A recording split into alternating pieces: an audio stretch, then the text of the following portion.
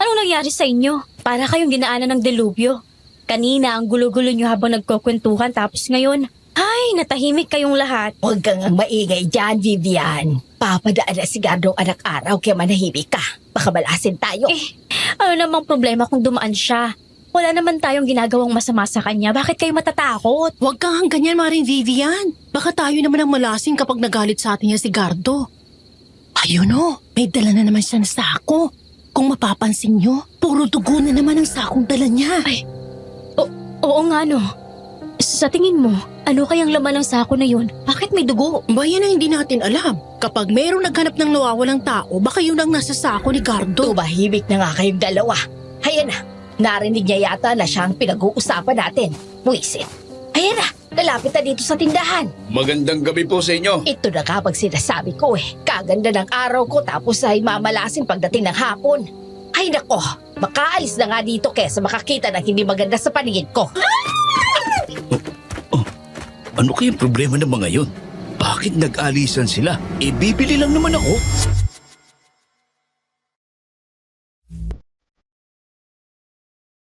Sir Jupiter, madalas ang tao ay tumitingin sa panlabas na anyo, lalo na kung naiiba ka sa karamihan.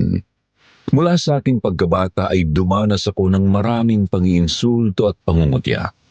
Lahat ng kamalasang nangyayari sa baryo ay sa akin isinisisi hanggang sa ako'y magbinata. Yun ay dahil sa aking balat. Ayon sa kanila, ako daw ay isang anak araw.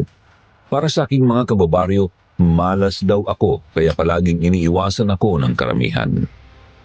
Tawagin niyo na lang po ako sa pangalang Gardo mula dito sa malayong baryo ng Capiz na malapit sa dagat.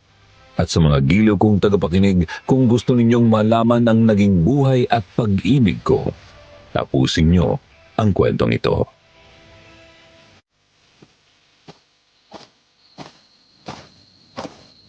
Gardo, mukhang ginagabi ka. Saan ka ba galing? Dyan lang po sa kabilang baryo, Aling Eloisa. Bibili lang sana ako ng panangkap dito sa iluluto kong karne. Abay, yung mga nakatambay dito sa harapan ng tindahan nyo, nag-aalisan ng papalapit na ako. Paano nga ikaw ang pinag-uusapan nila? Kaya akala nila, naririnig mo ang usapan nila, kaya nang lumapit ka ay naiinis sila. Ako? Ako na naman ang pinag-uusapan nila? Oo, ikaw nga. Malas ka daw, kaya kapag nagalit ka sa sino bang tao, ay tiyak na mabalasin ang buhay nila, kaya ayaw nila sa'yo. Talagang mula pa noon hanggang ngayon ay ganyan ang tingin nila sa akin. Sa mata ng ating mga kababaryo, malas ako. Yung iba naman salot daw ako. Pero nasanay na ako sa kanila, Aling Eloisa Kahit na masakit sa pandinig ko, ayos lang. Ano ba yung nasa sako na dala mo? Kalabaw po, Aling Eloisa. Nagkatay ng kalabaw yung kakilala ko dyan sa kabilang baryo, kaya binigyan ako. Nasa 5 kilo siguro itong inilagay sa maliit na sako. Oh, gusto niyo po ba? Ay nako, wag na. Dalhin mo na yan sa inyo para may pagkain ka. Mag-isa ka lang naman, kaya ilang araw din bago mo maubos yan. Ay, ano bang sangkapang bibilhin mo? Suka ho at toyo po, tsaka paminta. Tama kayo, marami ito kaya gagawin kong tapa yung iba. Kung mag-aadobo ka, kulang pa yan ng bawang at asin. Ay nako, wag na po yun, Aling Eloisa. Kulang na po ang pambili ko tsaka ayaw ko ng masyadong maalat na pagkain. Ay, ganun ba? Oh, heto lang mga sangkap na kailangan mo. 10 piso lang lahat. Ito po bayad. Ano nga ulit yung dala mo, Gardo? Karne po ng kalabaw. Gusto nyo ba? Magandang klase ito. Pulang-pula ang karne. Tignan nyo. Ay, nako! Oo nga. Parang karne din pala ng tao, ano? Pulang-pula nga, tsaka walang taba. Aling Eloisa naman. Karne po ito ng kalabaw, hindi po tao. Ayun nga ang ibig kong sabihin. Karne nga yan ng kalabaw. Siya, sige na. Iuwi mo na at ang mainuto mo na. Ay, mga loko lang talagang mga tao rito na nag-iisip ng masama sa'yo. Akala kasi nila karne ng ano yung palagi mong dala-dala. Karne ng tao, ganun po ba? Masyado naman sila mag-isip. Baka kainin ko talaga sila. Ikaw, Gardo, ha? Tinatakot mo naman ako. Palagi pa naman akong tumutulong sa'yo. Tulong po. Kailan po yun? Tulong. Pinagtatanggol kita sa kanila. Sabi ko, mabait ka at hindi kagaya ng iniisip nila. Yun, ay ganun nga. Salamat naman po kung ganon.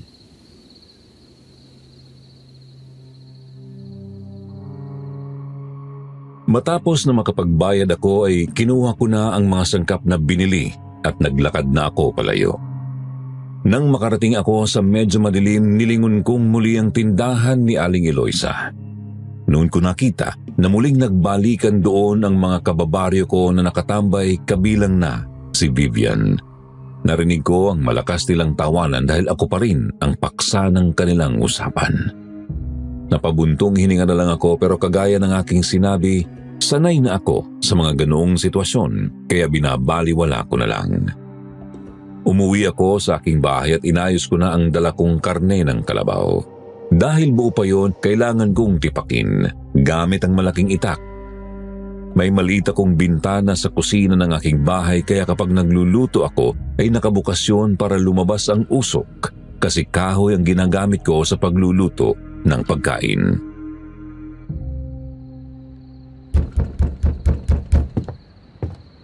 Sino yan? Tulungan mo ako! Paano mo nangawa?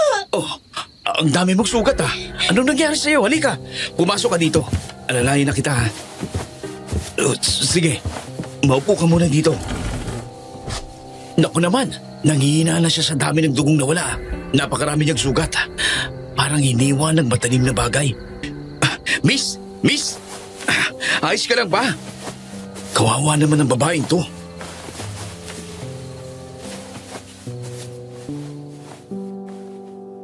Binuhat ko ang dugo ang babae at dinala sa aking papag na naroon. Kumuha ko ng maligamgam na tubig at malinis na tela. Pinunasan ko ang mga dugo sa kanyang mukha at katawan tapos ay nilinis ko ang kanyang mga sugat. Matapos noon ay kinuha ko ang kandila na may malakas na apoy. Kumuha din ako ng malapad na dahon ng tuba-tuba at nilagyan ko yun ng langis na may nakababad na luya at bawang. Nang itapat ko yun sa apoy, nagliyab ang langis niyon. Ramdam ko ang init niyon kaya itinapal ko na sa sugat niya para maampat ang pagdurugo.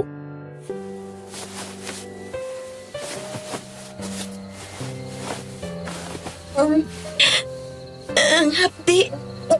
Ang init. Tiisin mo lang ang sakit. Mamaya lang ay magiging maayos ka na. Lakasan mo ang loob mo. Kailangan matigil na ang pagtagas ng dugo mo. Kung hindi, baka tuluyan ka ng maubusan ng dugo at mamatay ka. Anong klaseng dahon yan? Bakit ang init tsaka ang hapdi? Parang hinihigop ang lakas ko. Ilalabas niya ang maraming dugo sa iyong ugat. Huwag ka mag-alala. Hindi ako masamang tao. Tutulungan kitang mabuhay. Pero kailangan mo pa rin magdasal na bigyan ka pa ng Diyos ng pagkakataong mabuhay. Hindi ko na kaya. Wala na akong lakas. Nawalan siya ng malay. Matulog ka na't magpahinga para makabawi ka ng lakas.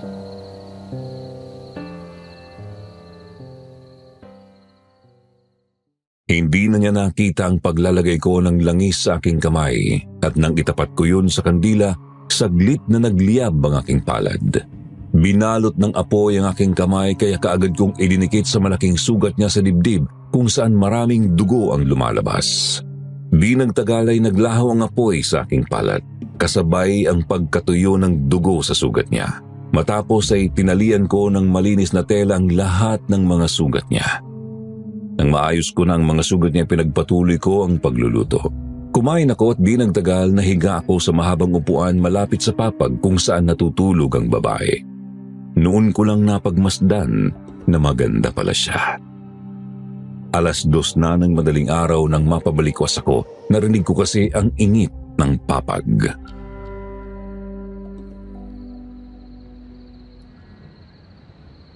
Sana ako naroon. Oh, gising ka na pala. Nandito ka sa bahay ko.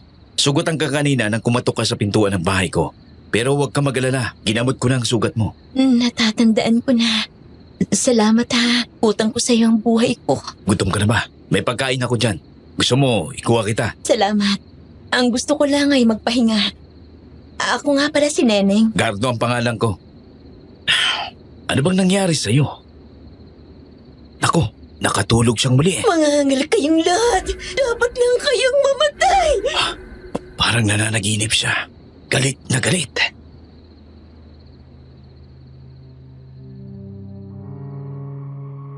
Dahil muling nakatulog si Neneng, natulog na rin ako. Dahil pagod din ako sa maghapon ay napahimbing ang aking tulog. Mataas na ang araw nang ako ay magising. Nangidilat ko ang aking mga mata at tumingin sa papag wala na roon si Neneng, kaya naman kaagad akong bumangon para hanapin siya sa paligid. Hindi ko na siya nakita. Nang magpunta ako sa kusina, nakita ko na hindi rin nabawasan ang pagkain ko na niluto, kaya alam ko na umalis si Neneng nang hindi kumakain.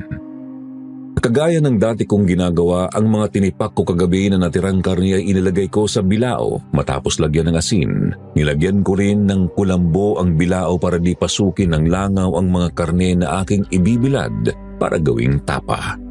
Inilagay ko sa yero ng bahay yun. Noon ko nakita ang mga taong nagtatakbuhan sa iisang direksyon.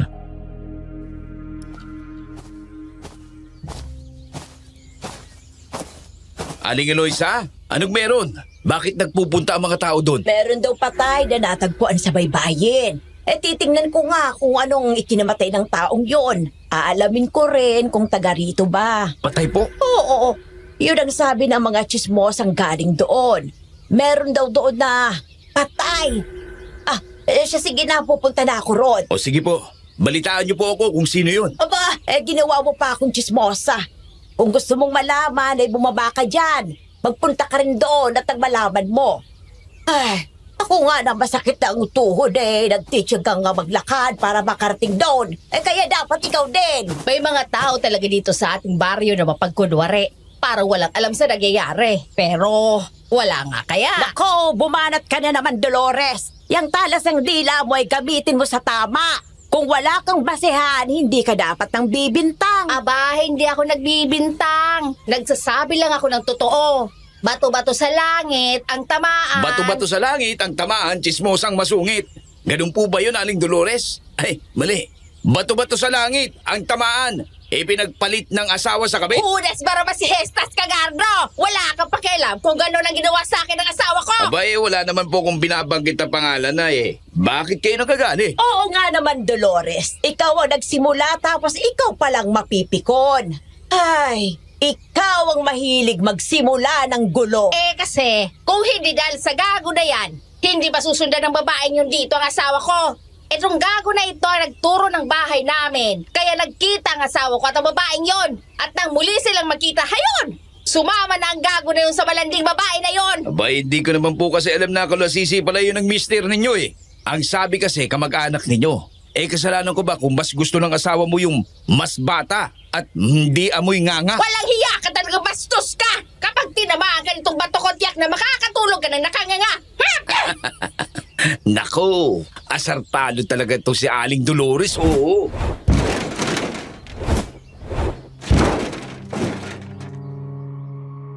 Dalawang malalaking bato ang ibinato sa akin ni Aling Dolores, kaya naman kaagad akong bumaba sa bubungan para hindi ako tamaan. Galit na galit siya pero wala naman siyang magawa, kaya tawa ako ng tawa. Nakita kong hindi na tumuloy sa tabing dagat si Aling Dolores. Panay pa rin ang impit kong pagtawa habang tinatanaw siya palayo. Pero bigla akong tumigil sa pagtawa nang makita kong nakatingin sa akin si Vivian at ang kapatid niyang si Cecilia. Kapwa masama ang tingin nila sa akin, kaya umalis na ako. Pumunta na lang ako sa tabing dagat. Nakita ko na pumunta rin doon sina Vivian at Cecilia, kasunod na nila ang isa pang chismosa na si Erlinda.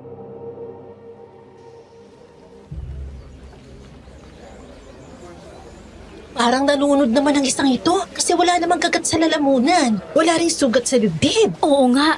Yung ibang nakita ko na nabiktima ng aswang, hindi ganyan. Talagang tuguan at nakalabas ang laman loob. Sa tingin ko ay aswang ang may gawa niyan. Sumabat ka na naman sa usapan. Kinakausap ba kita? Bakit? Ikaw ba ang kinakausap ko? Kay Aling Eloisa ako nakatingin, dahil alam ko na may alam din siya sa pagkilatis sa mga taong nabibiktima ng aswang. Kausapin mo si Erlinda at kakausapin ko si Aling Eloisa. Tama ka, Gardo. Biktima nga ito ng aswang na kubot. Meron na palang mga ganyang aswang ang nakarating na dito sa bayan natin. Oo nga po Isang patunay na maraming mga maliliit na sugat sa gilid ng kanyang mga mata at leg. Likha yan ng matitigas na buhok ng mga kubot na siya nilang ginagamit para sipsipin ang dugo ng kanilang biktima. Yan ang dahilan kaya natutuyot ng katawan ng lalaking ito. Ay, pero hindi siya taga rito. Baka taga ibang lugar nga po ito. Nabiktima ng kubot sa laot at inanod lang papunta rito. Bakit parang alam na alam mong nangyari sa taong to? Ako ba kinakausap mo? Oo, sa'yo ako nakaharap eh. Ikaw ang kinakausap ko. Oh, eto piso. Bili ka ng kausap mo ha. Visit ka talaga, Gardo. Sira ulo ka. Yun ang tingin nyo sa akin, di ba? Yun ang ginagawa ko. Ako kasi yung tao na hindi na mapagkunwari. Kung ano ay pinapakita nyo sa akin, yun din ang aking gagawin. Kaya kung iniisip nyo na masama ako, baka gawin ko nga yun. Eh masama ka naman talaga, diba? Kaya nga wag mo akong galitin. Baka mapikon ako sa'yo. Ikaw ang susunod kong kainin. Oh, Aling Eloisa, narinig niyo yan ha? Kapag may nangyari sa akin, tong buwisit na tong may kasalanan. Gardo, darating ang oras, mabibisto rin ang lahat ng kasamang ginagawa mo. Nakakaawa mga taong kagaya ninyo na mapag-isip ng masama sa kapwa. Huwag lang sanang dumating ang oras. Nakakailanganin nyo ang tulong ko. Kasi mabibigo kayo. Hoy, lalaki, hindi kailanman darating ang araw na yan. Itaga mo yan sa bato. Kahit anong mangyari, hindi ako hihingi ng tulong sa isang kagaya mo. Baka sa halip na maligtas ako ay mapahamak pa. Alam mo, Bibian, maganda ka sana eh. Talagang maganda ako. Kaso pangit ang ugali mo. Daig mo pa ang aso na kumakahol na agad kahit hindi pa nakakakita ng multo. Kaya nga ako kumakahol eh, kasi nandito ka. Mas masahol ka pa kaysa sa multo. Ewan ko lang sa mga taong narito bakit pinababayaan ka na paggala-gala. Natatakot ba silang lahat sa'yo? Pwes, ako hindi. Lahat naman kayo dito sa baryo natin, masamang tao ang turing sa akin. Dahil sa kasalanan hindi ko naman ginawa. Ay, mabuti pa yung ibang baryo. Tinuturing nila akong tao. Dahil hindi ka nila lubos na kilala kaya ganon. Pero dito sa atin, basura ka.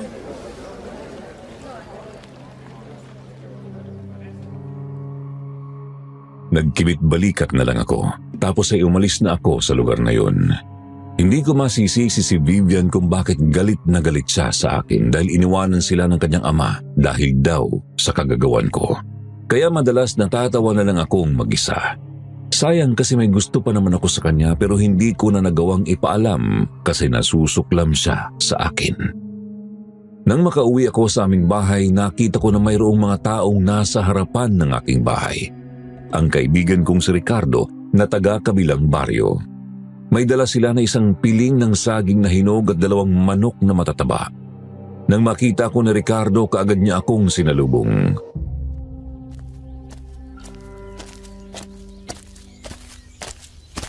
Pare, pwede bang maabala kitang muli? Oo naman pare, ano bang problema? May isa kaming kababaryo eh. Gabi-gabi binabalikan ng aswang. Asawa nitong si Militon. 6 na buwan na kasi ang tiyan niya kaya gustong-gusto ng aswang. Inabol namin kagabi. Nasugatan namin ang aswang, kaya lang nakatakas pa rin eh. Nasugatan kagabi ang aswang? Di kaya si Nening ang aswang na sinasabi ni Ricardo. Nasugatan siya ng malubha kagabi. Tapos ay tinulungan ko. Tapos ay tinulungan ko pa para mabuhay. Pambihira. Tumulong ba ako sa aswang? Paring Gardo, may sinasabi ka ba? May binubulong ka eh. Ay, wala pare. Wala. Iniisip ko lang kung anong klaseng aswang ba ang sinasabi mo eh. Hindi ko alam kung anong klaseng aswang pare kasi paiba-iba siya ng anyo. Minsan aso, minsan naman baboy. Sige pare, kukunin ko lang ang mga gamit ko at umalis na tayo.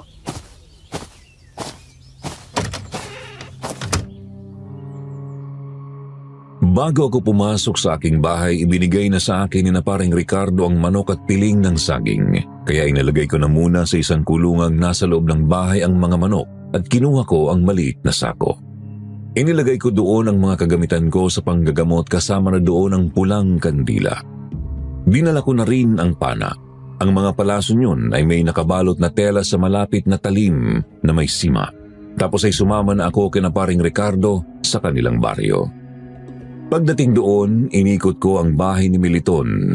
Hinanap ko ang mga palatandaan na dinaanan ng aswang na pumupunta roon.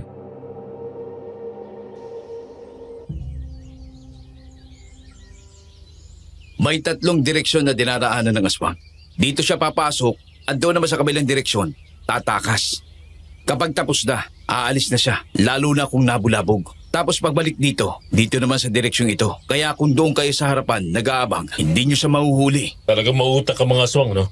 Kaya pala kahit anong pagbabantay namin, hindi namin siya mahuli. Kasi iba-iba palang direksyon na dinadaanan niya. Kung mautak siya, kailangan mas mautak tayo pare. Kailangan malito siya para hindi basta malalapitan ng asawa ni Militon. Kailangan maihanda natin ang mga iyon bago magdilim. Sige pare, sabihin mo lang kung ano mga kailangan mo at ihanda namin. Bago dumilim, kailangan ko ng sariwang dugo at karne ng hayop. Gagamitin nating pain sa aswang. Kailangan ko rin ng gasolina, kahit isang maliit na bote lang. Alam mo naman na apoy ang ginagamit ko panlaban sa kanila. Sige pare, ihanda namin yon. Nasa na bang asawa mo, Militon?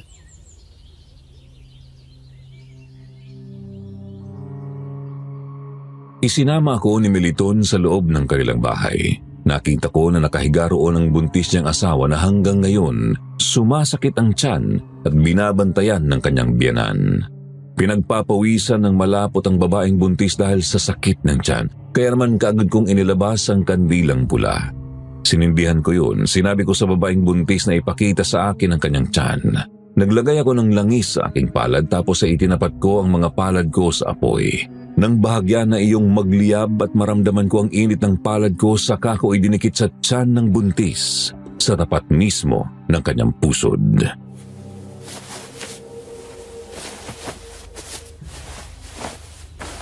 Tiisin mo lang ng konti ang init ng palad ko. Maya-maya lang ay makakaramdam ka ng ginhawa. Ano sa tingin mo pare? Buhay pa ba ang anak ni na Militon? Oo pare, buhay pa ang bata na nasa sinapupunan niya. Maya-maya lang ay tiyak ko nang mawawala na ang sakit ng tiyan niya. O pare, tsak kung giginhawa na ang pakiramdam niya kasi lumabas ng masamang espiritu masamang hangin sa tiyan niya eh. Oo nga pare. O sige, doon na muna tayo sa labas ha. Mukhang hindi maganda ang simoy ng hangin dito sa loob ng bahay.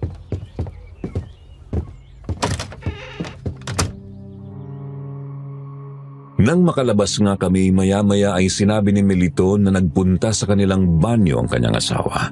Wala na daw ang sakit ng tiyan kaya napatawa ko. Naisip ko na baka kinabagan lang siya kaya sumakit ang tiyan at dahil nainitan sa mainit na langis kaagad siyang gumaling. Kaya nakahinga ako ng maluwag kasi natulungan ko siya.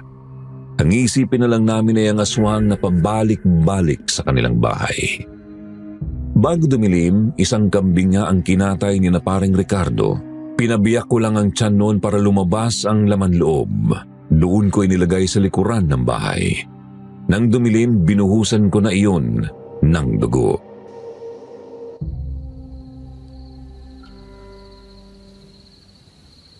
Tayo na sa loob ng bahay pare.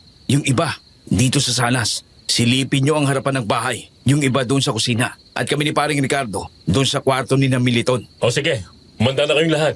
Siguradong anumang oras darating ang aswang na yon. Tayo na pare. Doon tayo sa kwarto ni na Militon. Sa tabi ka ng bintana pupwesto. Silipin mo yung kambing na ipinain natin. Sigurado ka bang kakainin niyo yun pare? Oo naman pare. Hindi niya matatanggihan ang amoy ng malangsang dugo.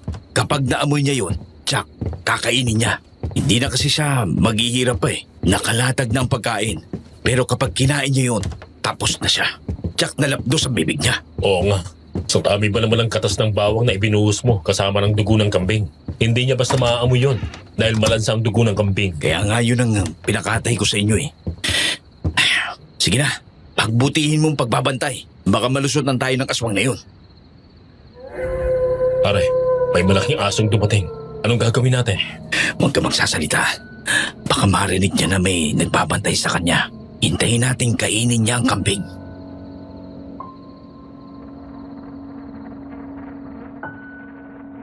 Hindi na nga kumibo si paring Ricardo. Nang masilip namin na kinain na nga ng malaking aso ang laman loob ng kambing ay bigla yung umalulong na parang napaso ang kanyang bunganga. Yun ang pagkakataon na sinamantala namin. Nagmamadali kaming lumabas ng bahay pero nang makalabas na kami ay hindi isang malaking aso ang nakita namin kundi isang babaeng sobrang haba ng buhok na hanggang tuhod ang haba na halos tumatakip sa mukha. Panay ang punas niya sa kanyang bibig, halatang nasaktan siya. Pero nang makita niya kami, bigla siyang napatras. Kung ganon, ay ikaw pala ang aswang na nangliligalig sa mag-asawang ito ha? Gusto mo pang kainin ng kanilang anak? Kulang pa ang lapnos ng bunganga mo. Heto pa ang gasolina. Ihilamos ko sa mukha mo. Ayos pare! Nabasa na ng gasolina ang buong mukha niya. Lumalabas na ang dugo sa kanyang bibig. Mukhang grabe ang lapnos ng bunganga niya. Tama lang yan pare. Para hindi niya na magamit ang bunganga niya sa pambibiktima. Tatakas siya, pare! Huwag ka mag-alala. Mas mabilis itong pana ako sa kanya. Lalo na nga at nag-aapoy na ito. Hindi ka makakalayo, aswang! Ayos, pare! Nasapol mo siya sa balakang. Nagapoy na rin kahit ang mukha at buhok niya. Dahil sa gasolinang isinaboy mo. Hindi na siya makakalayo, pare. Sundan natin. Hinabol namin ang aswang nang tumakbo yun sa kakahuyan. Nang hihina na ang aswang dahil sugatan na siya. Nang malapit na ako sa kanya ay muli ko siyang pinana ng palasong may apoy. Tumama yun sa kanyang likuran kaya kahit anong gawin niya, hindi niya maalis ang palaso. Paluhod siyang bumagsak tapos ay humarap siya sa akin. Muli ko siyang pinana sa ikatlong pagkakataon. Tumama yun sa kanyang dibdib kaya lalong nadagdagan ng sakit ng katawan niya. Unti-unti siyang nalapnos dahil sa init ng apoy hanggang sa tuluyan na siyang mamatay. Tinupok ng apoy ang kanyang katawan.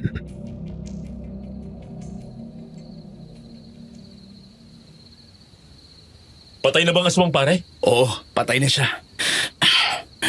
Hindi na siya mabubuhay kahit kailan dahil tinupok na siya ng apoy. Kilala mo ba ang babaeng yan? Hindi eh. Parang hindi naman yan taga rito. Kung ganoon, ay taga-ibang baryo siguro ito na dito lang dumadayo para mambiktima. Oo nga eh.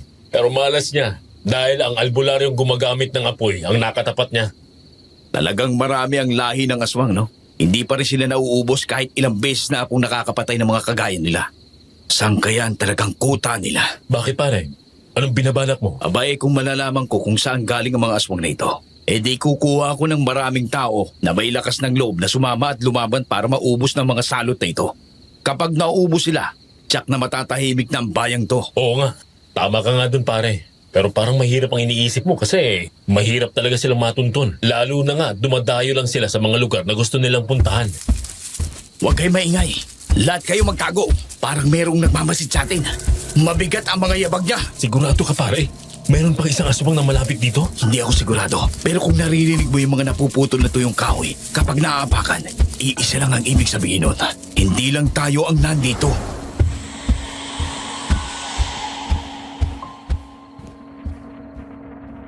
Di nagtagal, umihip ang malakas na hangin. Gumalaw ang sanga ng mga puno. Naglangit-ngitan ng mga puno ng kawayan na malapit lang sa amin. Kaya ang mga panggabing ibon na nakadapo sa mga puno ay nabulabog at nagliparan sa himpapawid kasabay ng mga kuliglig. Pati ang mga musang at iba pang maliliit na hayop gubat na naroon ay nagtakbuhan na parabang mayroong kinatatakutan. Nang tumingala ako sa liwanag ng buwan ay nagulat ako nang makita kong may lumilipad na malaking paniki. Kaya naman kaagad kong nilagyan ng palaso ang hawak kong pana para maganda kung sakaling sasalakayin kami noon. Pero hindi ko nakita kung saan yun dumapo.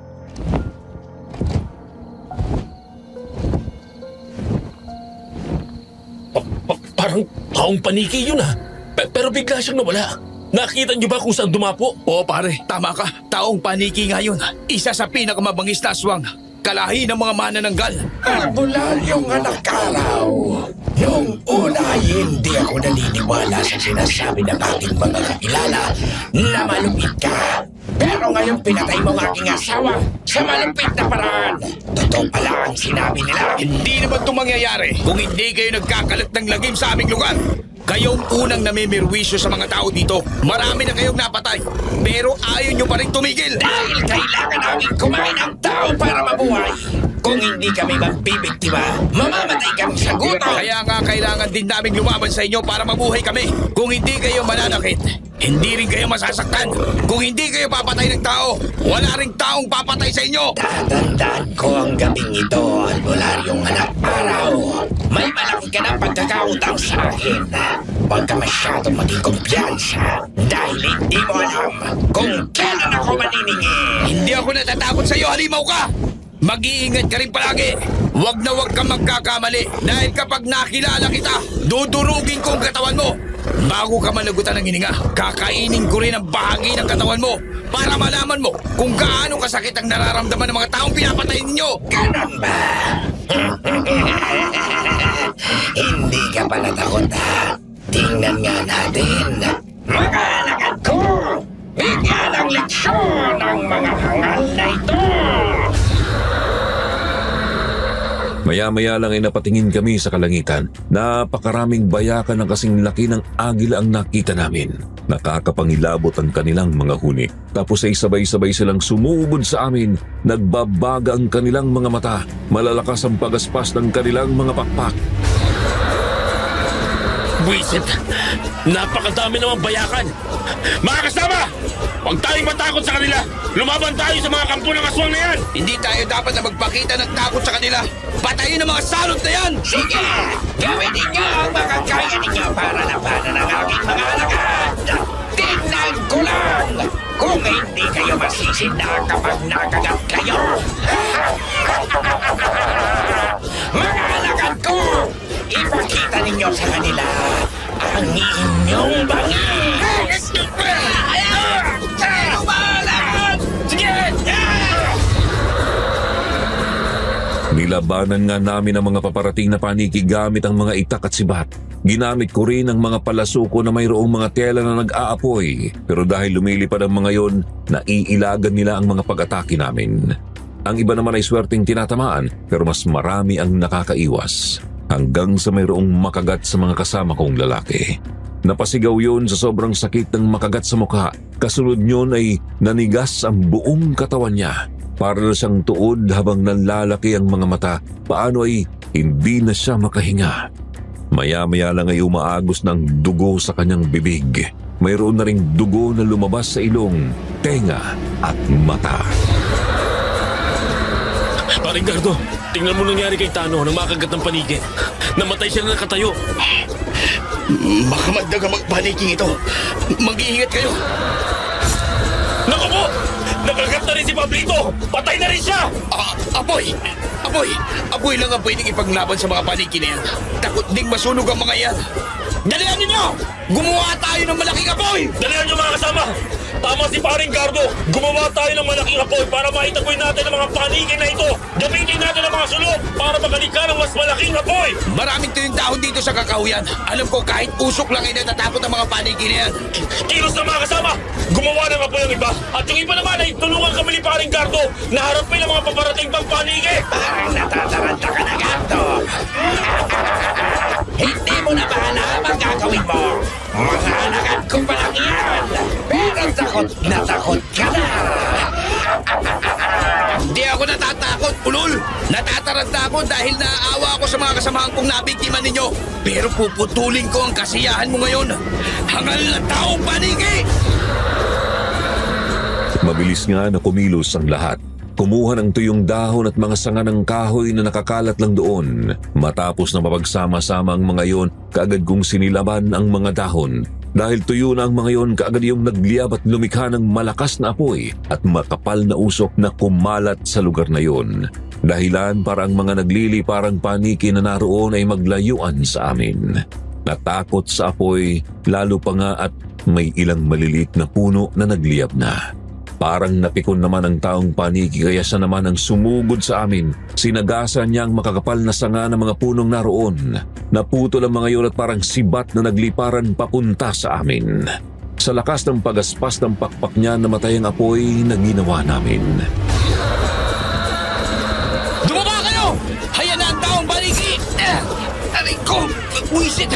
Tinamaan ako ng matulis na sanga ng kahoy! Marangal! Simula pa lang yan! Papatayin ko kayong lahat! Papasugod na naman ang taong paniki! Mag-iingat kayong lahat! Uli! Isusunod na kita sa mga kasama mo! Romeo! Tumaba ka! Paring Gardo! Napugutan ng ulo si Romeo nang matamaan ng pakpak ng taong paniki! Halimaw ko talaga! Wala kang puso! Ikaw naman ang papatayin ko! Umanda ka! Tatlong magkakasunod na palaso ang pinalipad ko para panain ang taong paniki habang mabilis na lumilipad. Hindi siya nasapol ng mga palaso ko kaya muli siyang lumusob sa amin. Nang makalapit siya sa amin ay isang kasama ko naman ang kanyang nadagit at inilipad sa ere. Doon niya kinagat sa leeg at sa iba pang parte ng katawan.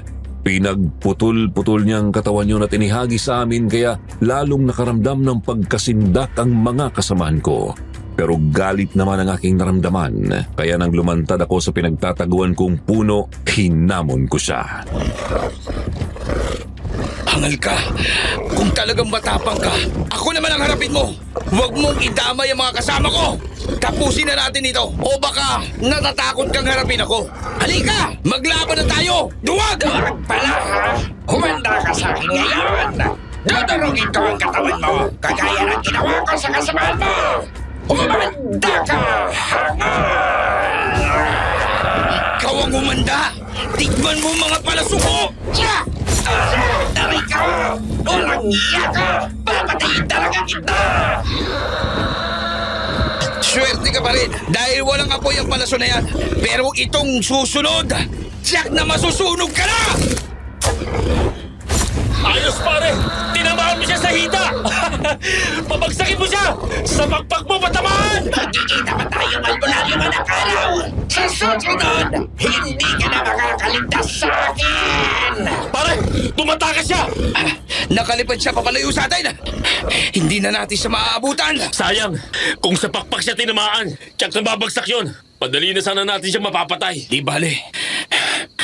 Marami pa naman pagkakataon. Sa susunod, lalagyan ko na ng laso ng mga palaso ko para kapag tinamaan ng sino mga aswang, siguradong mamamatay. Siya na ba yung sinasabi mo kanina na nagmamasid sa atin? Sa palagay ko, ay iba pa yun. Dahil sa aking papawid sa galing, yung taong paniki, yun namang narinig nating nyabag kanina ay naapakan ng mga tuyong kahoy. Kaya natitiyak kong iba pa yun. Sige, umalis na tayo dito pare. Kailangan magamot din ang sugat mo. Tinamaan ka pala sa balikat ng naputol na sanga ng puno. Medyo malalim din yan kasi patuloy na nagdudugo. Ayos lang ko pare. Ang mga kasama nating namatay ang intindihan natin. Kawawa naman ang mga pamilya nilang naiiwanan. Oo nga eh. Minahalas na makagat sila ng bayakan. Makamandag talaga mga yon. Hindi bale, mula sa oras na ito ay kasama na sila sa mga taong ipinaglalaban ko. Bawat aswang na mapapatay ko, para yun sa kanila. Para ko na rin silang naipaghiganti.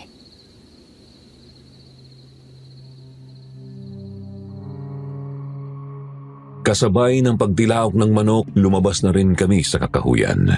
Pasan-pasan ni na paring Ricardo ang mga kasamahan namin na nasawi sa pakikipaglaban sa mga aswang. Nang makarating kami sa harapan ng bahay ni na Meliton ay nalaman ng mga taga roon ang nangyari. Kaya naman ang mga pamilya ng mga kasamahan naming namatay ay kaagad na pumunta roon. Malalakas na iyakan at sigawan ang aking narinig. Bawat pagtawag nila sa kanilang mahal sa buhay na namatay ay parang kinukurot ang aking puso sa sama ng loob kasi wala akong nagawa para ipagtanggol sila. Galit naman ang nararamdaman ko para sa taong paniki na yun.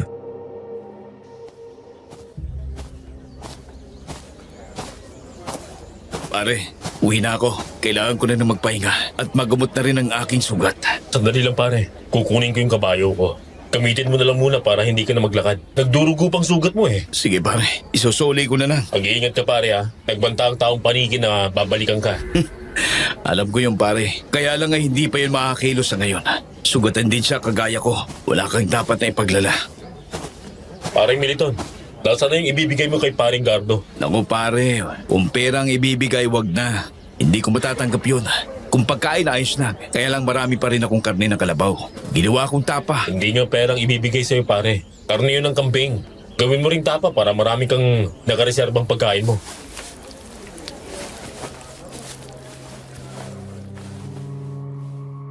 Kahit ayaw ko, ipinadala pa rin sa akin ni Meliton ang karne ng sariwang kambing.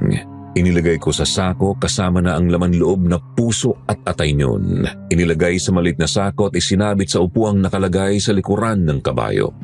Dahil sariwa ang karne, muling umagos sa labas ng sako ang dugo. Kaagad kong pinatakbo ang kabayo para makauwi kaagad ako kasi nga ay nararamdaman ko na lalong sumasakit ang sugat sa aking balikat. Nang makarating ako sa aming lugar, nakita ko na lahat ng mga tao ay nakatingin sa akin. Kaya nang bumaba ako ng kabayo ay inalis ko na ang maliit na sako na nakasabit doon. Kaso ay nabitiwan ko kaya nahulog sa lupa at lumabas mula roon ang atay at puso ng kambing.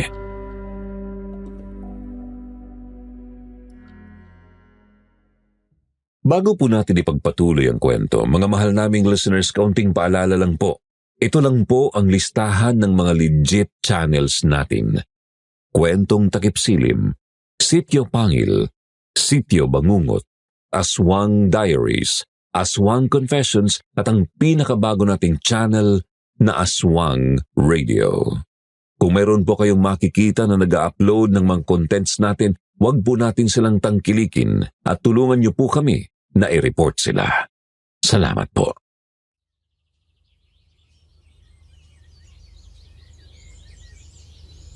Erlinda, tingnan mo kung anong hitsura ni Gardo. Duguan siya at yung laman ng sako na nabuhos sa lupa. Oo, nakita ko nga. Puso at atay yun, di ba? Naku, tiyak ko napalaban niya sa mga biktima niya kagabi, kaya kanyan. Kailangan makatiyak tayo na aswang siya para mapalaya siya sa lugar natin. Maitaboy na paalis sa lugar natin ang buwisit na yan. Huwag kang mag-alala, Aling Dolores. Kami na ni Vivian ang gagawa ng paraan.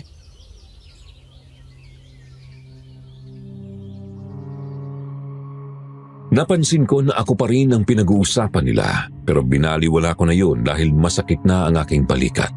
Ibinalik ko sa sako ang atay at puso ng kambing, tapos ay inakay ko na ang kabayo papasok sa aking bakuran. Itinali ko yun sa isang puno na malapit sa aking bahay, tapos ay pumasok na ako sa loob. Kinuha ko ang aking mga panggamot sa sugat. Matapos kong malinis ang aking sugat, nilagyan ko ng gamot. Naampat naman ang pagdurugo niyon kaya tinalian ko na ng malinis na damit. Tapos ay nagpunta ako sa kusina at inayos ko na ang karne ng kambing na dala ko.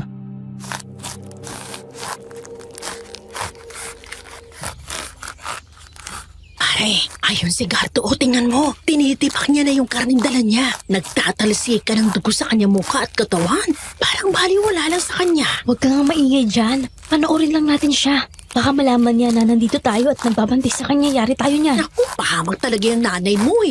Gusto pala niyang malaman kung anong dala ni Gardo, tayo naman ang inutusan. Gusto niya maging chismosa, hindi naman pala niya kayang gumanap ng ganitong klase ng chismis. Napaka-reklamador mo, pero gusto mo rin naman to.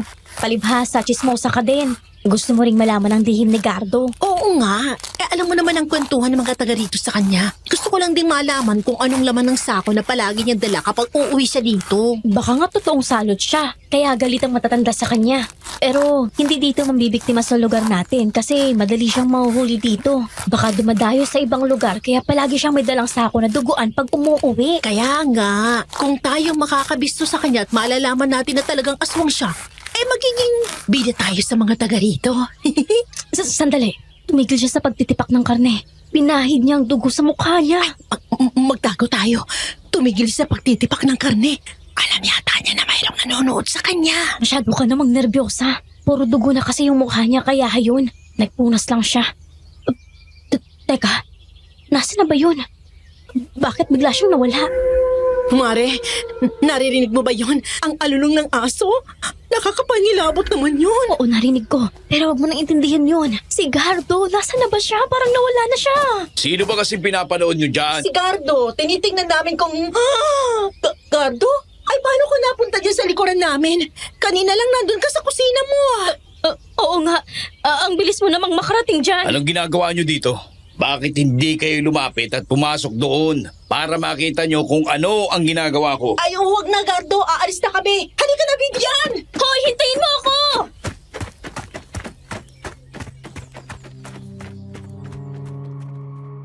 Mabilis na tumakbo palayo si Erlinda. Bakas sa mukha niya ang takot kasi nagulat sila nang makitang nasa likuran nila ako. Tumakbo rin si Vivian ng mabilis pero napatig siya sa ugat ng puno na nakaalsa kaya nadapa siya. Tumama ang mukha niya sa puno ng saging. Bumagsak siya at hindi na nakatayo. Nang lapitan ko siya ay nawalan siya ng malay kaya kaagad ko siyang itinayo. Narinig ko pa ang huling sinabi niya na huwag ko raw siyang sasaktan at ayaw pa niyang mamatay. Napailing na lang ako. Binuhat ko siya at pinasok sa loob ng aking bahay. Doon na siya natauhan.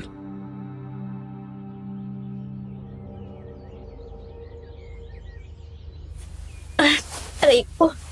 Ang sakit ng ulo ko. Ang sakit ng paa ko. Napilayan yata ako. Takbo ka kasi ng takbo nang hindi mo tinitignan yung dinadaanan mo. Kaya yan ang nangyari sa'yo. Nagkabukol ka na at napilayan ka pa. Halika nga, titignan ko. Huwag kang lalapit. Sisigaw ako. Kung meron kang binabalak na masama ay huwag mo nang ituloy ha. Sobra naman sama talaga ng iniisip mo sa akin, no? Ganun ba ako kasamang tao? Natatakot kayo kahit wala naman akong ginagawang masama sa inyo? Huwag ka nang magkunwaring mabait. Bata pa ako ay naririnig ko ng kwentuhan ng mga matatanda tungkol sa'yo. Anak ka raw ng engkanto kaya yung nanay mo ay namatay sa panganganak sa'yo. Tapos ang kasunod ng kwento, namatay ang lolo ko kasi sinaksak ko. Naabutan ng mga tao na hawak kong patalim, ganun ba? Di naman nila alam totoong nangyari. Oo, yun ang sinasabi nila. Hindi ka nga lang daw nakulong kasi 10 taon ka pa lang noon. At saka wala namang magrereklamo. Kaya hanggang ngayon nakakalaya ka. At isa pa, lahat ng mga taong iniinsulto ka at sinaktan ka nung bata ka pa, lahat sila namatay sa hindi maipaliwanag na dahilan. Kung ano man ang kinamatay nila, wala akong alam doon. Huwag ninyong isisi sa akin ang mga nangyayari sa baryong ito. Kasi hindi ako ang may gawa nun. Ang tungkol naman sa lolo ko Pinatay mo ang nag-iisang taong nagmamahal at nag-aalaga sa'yo. Wala kang utang na loob. Hindi ko siya pinatay. Ang totoo ay aswang ang may gawa nun. Sinaksak siya nang maglaban sila. Nang makaalis na ang aswang ay sinabi ni Lolo Quintin, nahugutin ko ang patalim. Hindi ko naman alam na kapag inalis yun sa kanya, mamamatay siya. Totoo man yun o hindi, wala akong pakialam doon. Aalis na ako. Huwag mo akong pipigilan. Kapag may masamang nangyari sa akin, ikaw ang mananagot dahil nakatakas si Erlinda. Siyak na magsusumbong siya sa mga tao. Malaya ka makakaalis. Hindi naman kita pipigilan. Gagamutin nga sana kita Gagamutin? Nagpapatawa ka ba? Yan ang balat mo, hindi mo magamuti. Ako pa kaya? Tingnan mo nga yung sarili mo. Tao ka ba? Puting-puti ang balat mo, pati buhok, pero hindi ka naman Amerikano. Isa ka talagang anak ng engkanto. Ikaw ang bahala kung ayaw mong gamutin kita. Sige na, umalis ka na. Malaya ka makakauwi sa inyo. Talagang aalis na ako. Sandali nga. Aray ko naman. Napila yata ang paa ko.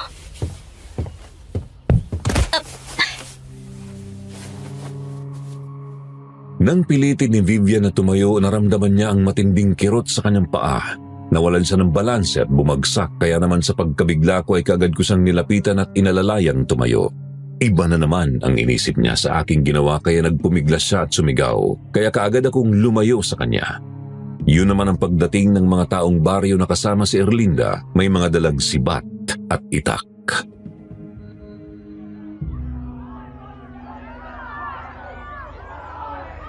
Carlo! Salot ka talaga! Ilabas mo ang anak ko! Huwag mo siyang saktan kung hindi ay susunugin namin ang bahay mo! Aning Dolores! Para kayong si Gabriela Silang kung makasigaw May dala pa kayong itak? Ilabas mo ang anak ko!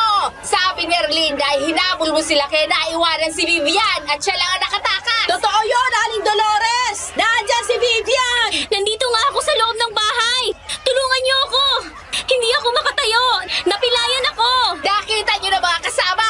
Nasa loob ng bahay niya ang aking anak! Kung hindi tayo dumating, baka kung ano na ang ginawa niya kay Vivian! Sobra na kayo kumagos ka, Aling Dolores! Kung tutusin, ang anak ninyo at yung si Erlinda ang pumasok dito sa aking bakuran. Hindi ko alam kung ano ang balak nilang gawin sa akin. Kung meron mang dapat na magreklamo, ako po yun dahil nandito sila at umaaligid sa bahay ko. Ay, nako, Dolores. Yun naman palang anak mo ang may kasalanan. Pumapasok sa bakuran ng may bakuran. Kay babaeng tao gusto pa yatang maging magnanakaw. Hindi magnanakaw ang anak ko! Kung ganon, anong ginagawa nila ni Erlinda dito? Erlinda, magsabi ka ng totoo. Anong ginagawa niyo dito sa loob ng bakuran ni Gardo?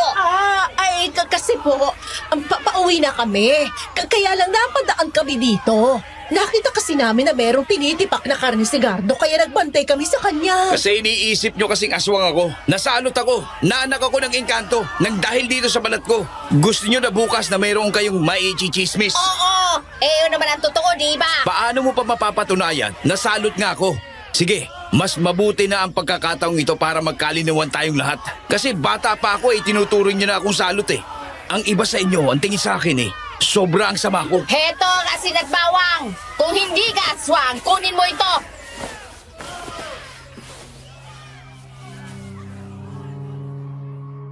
Napatingin na lang ako kay Aling Eloisa. Matapos ay kinuha ko ang asin sa mga palad ni Aling Dolores. Ang bawang ay kinuha ko din. Dinikdik ko sa harapan nilang lahat. Kinain ko yun. Kaya naman nagbulungan ang mga taong naroon.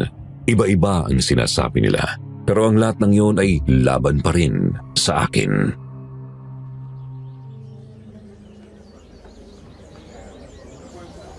May aswang ba na kayang umawak ng asin at kayang kumain ng bawang? May aswang ba na nakakausap nyo ng harapan at nakakatingin sa inyo ng diretso? Hindi pa sapat na batayan ang mga sinasabi mo. Mga kasama! Tingnan niyo kung ano ang karne na tinitipak niya sa kusina. Malalaman niyo na totoo ang sinasabi namin. Mga kasama, alam niyo naman kung ano ang puno at dulo ng galit sa akin ni Aling Dolores eh. Dahil yon sa asawa niyang lumayas. Bahala na kayo kung maniniwala kayo sa paninira niya. Pabayaan mo silang pumasok sa bahay mo para malaman nila na tama ang hinala ko. Ang mga karne na tinitipak mo, karne ng tao yon. O, sige po, lahat kayo ay malayo makakapasok sa loob ng bahay ko. Kayo na ang bahalang maghalungkat sa lahat ng lugar ng bahay ko. Tignan ninyo kung ano ang makikita ninyo. Sige, sasawa na ako sa mga papasok sa bahay mo.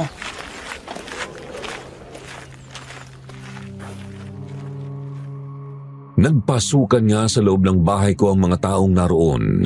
Hinalungkat ang aking kusina, pati ang tapayan na puno ng asin at karni ng kalabaw na tinatapak ko. Pati ang karni ng kambing na nasa kusina ay tiningnan nila.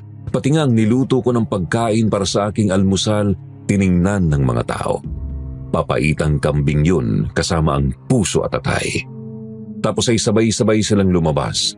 Inilabas na rin nila ng bahay ko, si Vivian.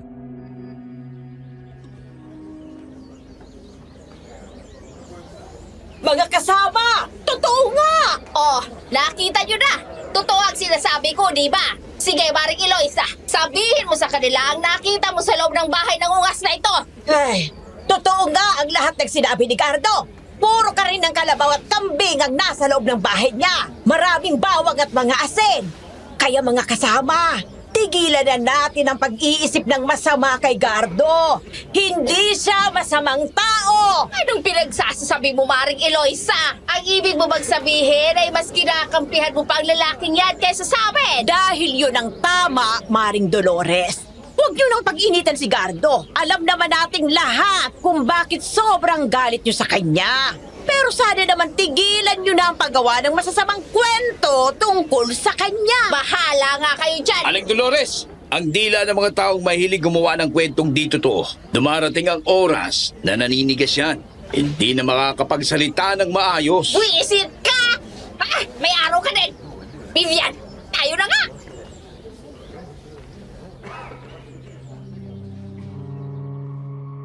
Naiinis na umalis si Aling Dolores. Inakay naman ni Erlinda si Vivian at umalis na rin sila doon.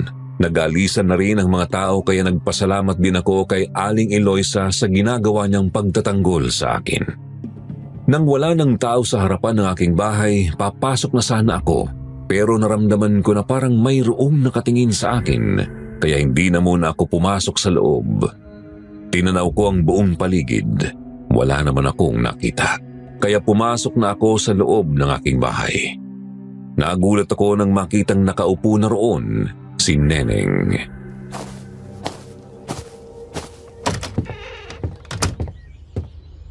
Diyos ko naman, nakakagulat ka naman oh. Paano ko nakapasok dito nang hindi ko nararamdaman? Kanina pa ako dito habang nakikipagtalo ka sa mga kapitbahay mo. Nang magsilabasan sila, saka ako pumasok. Kaya hindi mo ako namalayan. Doon ako duman sa pintuan mo sa likuran. Ganun ba? Akala ko ikaw yung kanina pa nagbabantay sa akin sa labas ng bahay ko. Yun nga ang dahilan kaya nandito ako eh. Mainit ng pangalan mo sa lahi ng mga aswang dahil sa pagkakapatay mo sa asawa ng pinuno nila. Kaya mag-iingat ka. Hindi sila titigil hanggang hindi nakakaganti sa'yo. Bakit alam mo ang mga bagay na yan? Sinusubaybayan mo ba ako? Maliit lang ang mundo nating ginagalawan, Gardo. Katulad mo rin ako. Isa rin akong manunugis ng aswang. Gusto ko lang linawin sa iyo na yung natagpo ang patay sa dalampasigan ng gabing pumunta ako dito. Aswang yun na pinatay ko gamit ang malalaking karayom na may lason. Aswang ang lalaking yun, Neneng? Oo, mabangis na aswang na nagbibiktima ng mga mangingisda.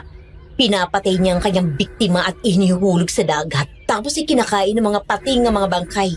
Kaya naglalaho na parang bula. Ganun ba? Nag-aalala pa naman ako sa iyo nang umalis ka ng umagang yun.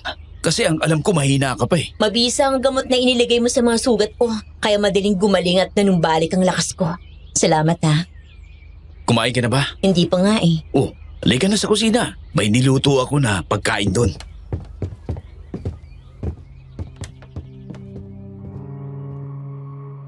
Nang makarating kami sa kusina ay naupo na si Neneng sa isang bakanting upuan sa harapan ng lamesang di naman gaanong malaki.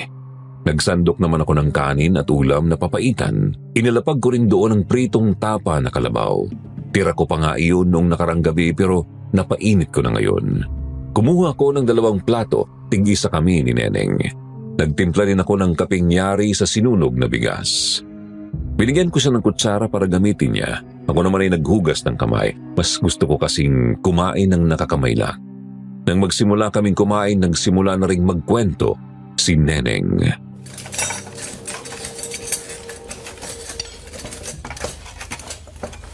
Napuyat ako kagabi. Naroon ako sa kakawian habang kinakalaban mong taong paniki. Kinakalaban ko naman ang ilang tauhan niya na bayakan. Natatandaan ko na. Kaya pala meron ako mga yabag na nararamdaman kagabi. Ikaw pala yun. Ako nga yun. Wala nang iniligtas mo ako at gumaling ang mga sugat ko. Lihim na kitang sinusubaybayan. Kasi matunog na nga ang pangalan mo sa mga aswang. Naisip ko na sa pamamagitan mo, makikita ko ang mga aswang na hinahanap ko. Sino bang aswang ang hinahanap mo? Ang mga aswang na nag-aanyong taong paniki. Silang pumatay sa aking mga magulang, kaya kinasusuklaman ko ang mga aswang, lalo na ang lahi ng mga taong paniki na iyon. Pareho pala tayo. Bata pa ako nang mamatay ang lolo ko. Aswang din ang pumatay. Pero ang mga tao dito, nagagalit sa akin. Salot daw ako. Iniisip na ako ang pumatay sa lolo ko.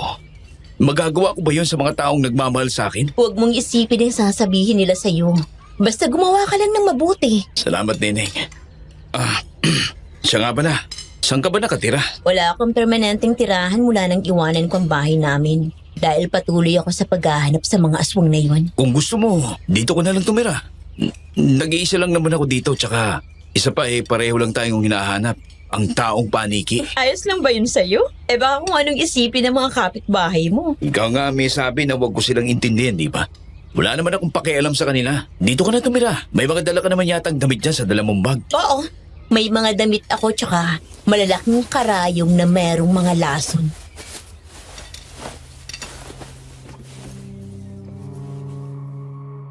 Nagulat ako nang ilabas ni Neneng ang mga malalaking karayom na ginagamit niya sa pakikipaglaban. Mga karayom yun na pangtahi ng sako ng mga magsasaka kapag nag-aanihan na at inilalagay sa sako ang mga palay. Singhaba yun ng lapis pero sobrang talim ng tulis niyon. Nasa 10 piraso yun. Ayon pa kay Neneng ay may taglay na laso ng kanyang mga karayom kaya sino mang tamaan yun, hindi na makakaligtas. Unti-unting mamamatay dahil sa taglay niyang lason. Matapos kaming kumain, nagkwentuhan kami ni Neneng. Tinanggap niya ang alok ko na doon na siya tumira sa akin dahil pareho naman kaming ulilang lubos.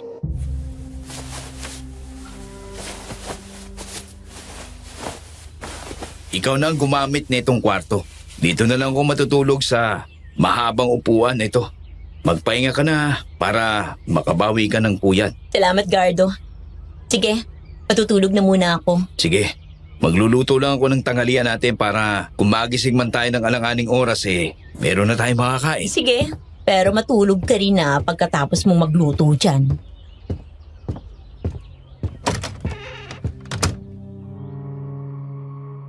Sumangayon naman ako kay Neneng.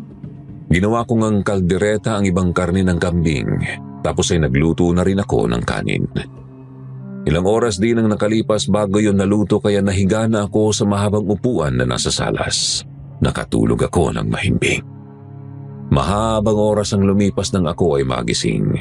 Nakita ko naggising na rin si Neneng. Bagong ligo na siya at nagpalit na rin ng damit. Nakasuot na siya ng duster ngayon. Saka ko lang napansin na maganda pala siya, lalo na kung nakalugay ang buhok niya. Babaeng babae siya. Napangiti naman siya nang makitang gising na ako. Nang lumapit siya sa akin, eksakto namang mayroong kumakatok sa pintuan.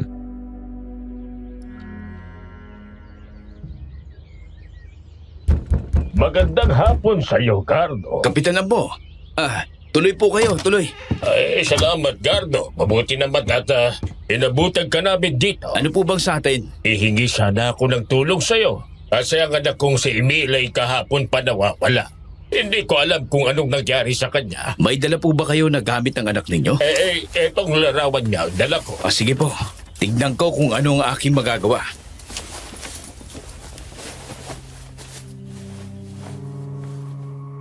Nang iabot sa akin ni Kapitan Ambo ang larawan ng kanyang anak ay kumuha ko ng maliit na palanggana at nilagyan ko iyon ng tubig. Nagsindi rin ako ng kandilang pula matapos ay kinuha ko ang malapad na sandok sa kusina. Habang umuusal ako ng orasyon, inihulog ko sa tubig na nasa palanggana ang larawan ng anak ni Kapitan Ambo. Kasunod yun ay itinapat ko na sa apoy ng kandila ang sandok at pinabayaan kong uminit yun ng gusto habang patuloy na ibinubulong ang orasyon na ginagamit ko sa pagtatawas. Nang uminit na ang sandok, saka ko sinalok ang larawang nasa tubig. Dahil sa init ng sandok, lumikha yun ng usok ng mabasa ng tubig.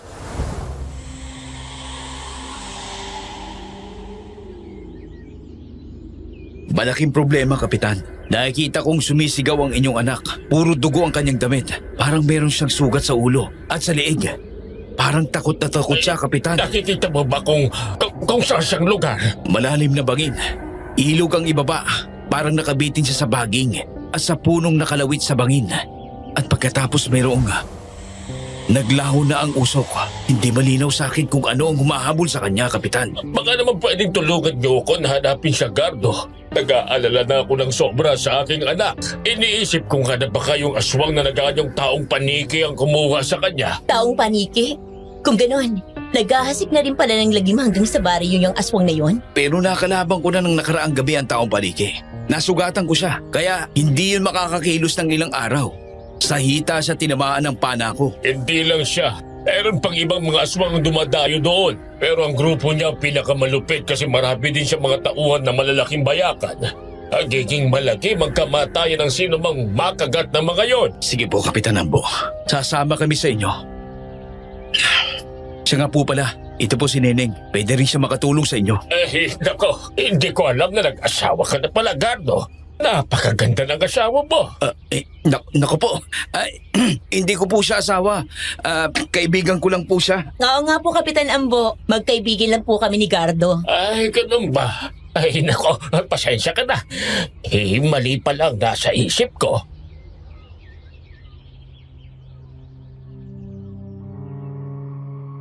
Nagkatawanan na lang kaming lahat dahil medyo nahiya si Kapitan Ambo. Matapos kaming makapaghanda ng mga dadalhin namin, kumain na muna kami ng hapunan, kasalo sina Kapitan Ambo. Umalis na kami matapos ang hapunan. Napadaan pa kami sa harapan ng tindahan ni Aling Eloisa. Paano nga ay bumili ng sigarilyo sa Kapitan Ambo kaya nagkwentuhan sila sandali. Nagkataon na magkakilala pala sila. Di nang tagal, umalis na kami. Sumakay kami sa lumang jeep ni Kapitan Ambo dahil medyo malayo ang kanilang baryo sa amin. 1 oras din ang naging biyahe namin nang makarating kami sa bahay nila. Naroon na ang mga barangay tanod ni Kapitan Ambo.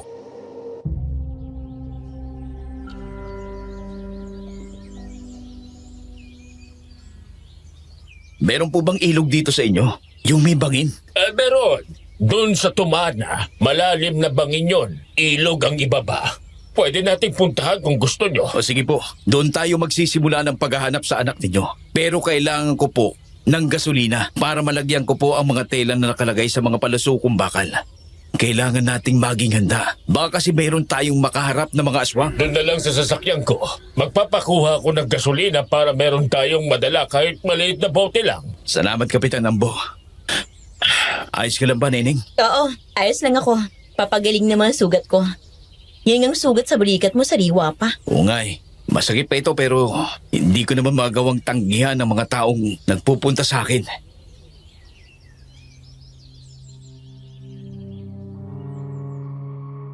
Di nang tagal, naputol ang pag-uusap namin, Sir Jupiter. Paano nga'y muling lumapit sa amin sa Kapitan Ambo dala ang maliit na bote na mayroong laman na gasolina. Kaagad kong kinuha yon at binuhusan ang aking mga palaso na mayroong nakabalot na mga tela. Matapos yun, umalis na kami. Pinuntahan namin ang ilog at bangin na sinasabi ni Kapitan Ambo. Naghanap kami sa lugar na yon hanggang sa mayroong kaming maamoy na parang nabubulok. Pinagkakagaluhan na rin kasi iyon ng mga langaw at mga asong gala. nang tingnan namin na isang naaagnas na katawan ng isang lalaki.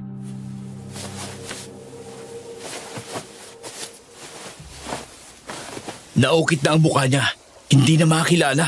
Kinain na kasi ng aso at ng iba pang mga hayop na ligaw sa lugar na ito. Sana ko ang sombrero na ito. Iibilan ako. Alam mo bang nung isang araw ka pa namin hinahanap? Hindi kasi namin alam kung saan ka nagpunta. Nandito ka lang pala sa masukal na bangena na ka. Biktima nga siya ng aswang, Kapitan Ambo. Tignan ninyo, wasak na rin ang kanyang dibdib at wala naglamang loob. Napakawalang iya talaga ng mga aswang na yan. Dapat talaga sa kanila itinilipol. Dapat silang mamatay na lahat. Imilanak, igaganti kita sa mga walang iyang aswang na yon. Ang dami na talaga nilang napipirwisyong tao. Ilan pa bang mga magulang ang mawawala ng anak? Ilan pang inang iiyak sa pagkawala ng kanilang mga asawa at anak dahil sa kagagawa ng mga aswang? Hindi matitigil ang mga patayang ito habang mayroong mga aswang na gumagala at nambibiktima.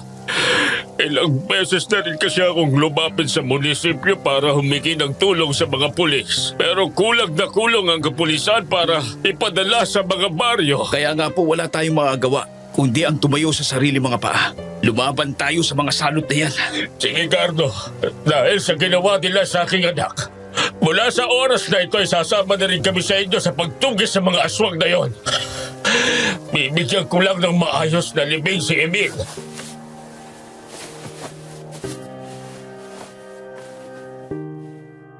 Nang makuha namin ang bangkay ni Emil ay hindi na rin siya pinaglamayan dahil nabubulok na siya. Kaya kaagad na rin siyang ipinalibing ni Kapitan Ambo.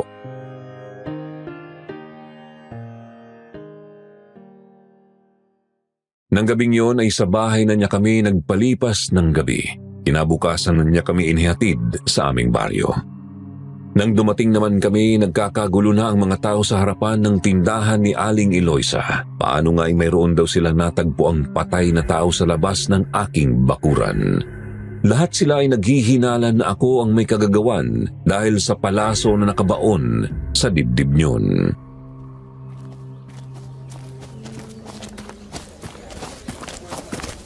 Hayan ang walang hiyang kriminal na si Gardo! Hulihin niyo siya at ipakulong! Doble-doble na ang kasalanan niyan! Lahat na lang ba ng mga nangyayari ditong gulo? Dito sa baryo natin? Sa akin nyo ibinibintang. Kahit hindi ko naman ginagawa. Hayaan ang palaso mo sa dibdib ng bangkay. Kaya natitiyak namin na ikaw ang pumatay sa kanya. Nagkakamali kayo. Hindi yun magagawa ni Gardo dahil magdamag namin siyang kasama. Tama si Neding! Kung meron mang natagpo ang bangkay dyan, tsak nakagagawan lang yun ng mga taong nagagalit kay Gardo. Alam nyo, sa totoo lang, napakabait na tao ni Gardo. Isa siyang matapang na manunugis ng aswang. Marami na siyang natulungan sa ibang baryo. Bakit dito sa inyo ang turing nyo sa kanya'y basura? Sino ba kayo? Bakit kilalang kilala niyo si Gardo? Ako si Kapitan Ambo sa kabilang baryo. Kapag meron kaming problema, si Gardo ang hinihingan ko ng tulong, lalo na pagtungkol sa aswang. Alam nyo, swerte nga kayo eh. Hindi kayo sinasalakay ng mga aswang dahil alam nila na nandito ang albularyong anak araw na gumagamit ng apoy. Albularyo si Gardo? Ibig sabihin, may alam siyang mga ritual at orasyon. Kung ganon, ikaw ang may kagagawan kung bakit ang nanay ko nanigas ang dila at ang kapatid ko hanggang ngayon hindi pa nagigising. May kakayahan kang gawin yun kasi albularyo ka pala. Wala ka na sa tamang pag-iisip, Vivian. Ang nanay mo, masyadong matabi lang dila. Mataray. Hindi lang akong inaaway niya. Baka isa sa mga yun ang gumawa ng di maganda sa kanya.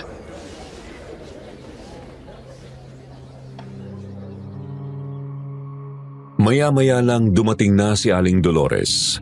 Kahit hirap na hirap magsalita ay halatang nagagalit sa akin. May dala pa siyang pamalo. Nakita ko na nakalawit ang kanyang dila na parang aso. Hindi niya maibalik sa loob ng kanyang bibig. Ibig kong matawa pero pinigilan ko ang aking sarili. Nang magsalita siya ay para siyang ngongo kasi nga ay nakalabas ang matigas niyang dila.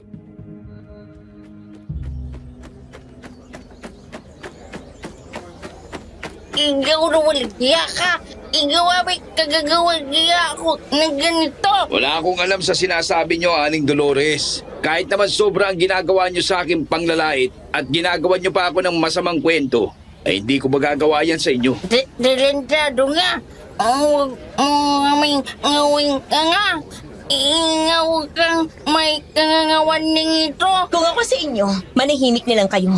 Baka sakali na yung gumawa sa inyo niyan ay maawa at pagalingin kayo kaagad. Pwede ba wag kang umextra? Baka hindi ako makapagpigil sa bunutan kita. Bakit hindi mo subukan? Aswa nga napapatay ko. Ikaw pa na mahirang nilalang? Isang babaeng walang alam kung hindi ang makipagchismisan. Aba, ang yabang mo ah! Saan ba kaya kita ng ganito?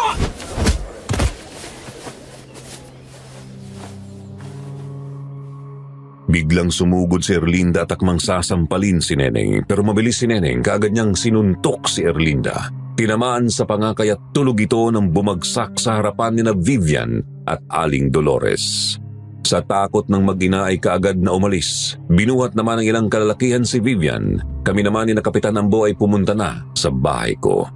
Nang pagkakataong yun ay mayroon ng mga pulis na dumating at kinuha ang bangkay ng lalaki. Nang makapasok na sina Neneng at Kapitan Ambo sa aking bahay, muli akong lumabas para bumili ng panangkap kina Aling Eloisa. Tumatawag ako sa tindahan niya pero hindi siya sumasagot kaya umikot ako sa bahay niya at nang makita ko ang kubo niya ay pumasok ako at nagulat ako sa aking natuklasan.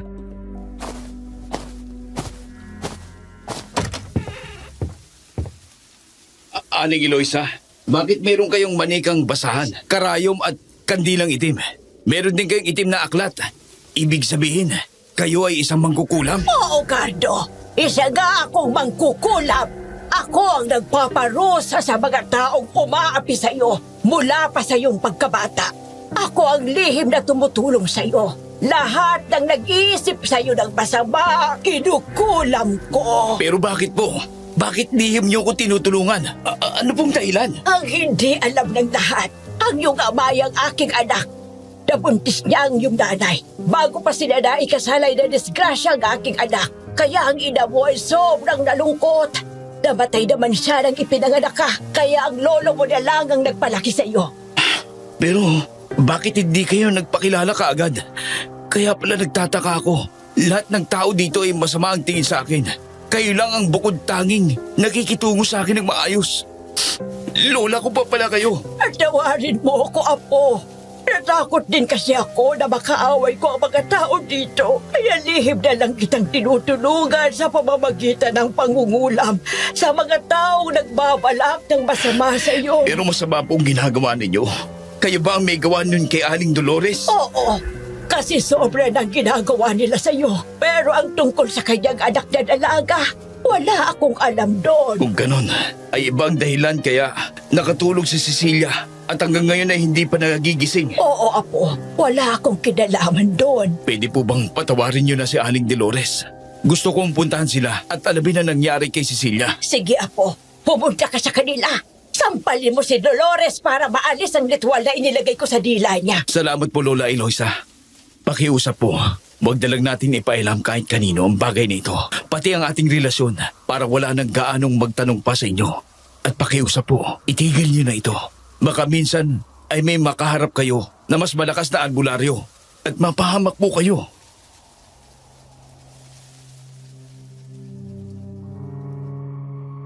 Sumang-ayon naman si Lola Eloisa sa aking sinabi kaya nang lumabas ako ng kubo ay nagdiretso na ako sa bahay ni na Vivian. Nang makarating ako sa harapan ng bahay nila ay nakita ko na nakabukas ang kanilang pintuan kaya pumasok na ako. Naroon sa loob si na Vivian. Kaagad na nagalit si Aling Dolores nang makita ako. Pilit niya akong pinalalabas pero naalala ko ang sinabi sa akin ni Lola Eloisa. Sinampal ko ng malakas si Aling Dolores. Nagulat siya sa aking ginawa.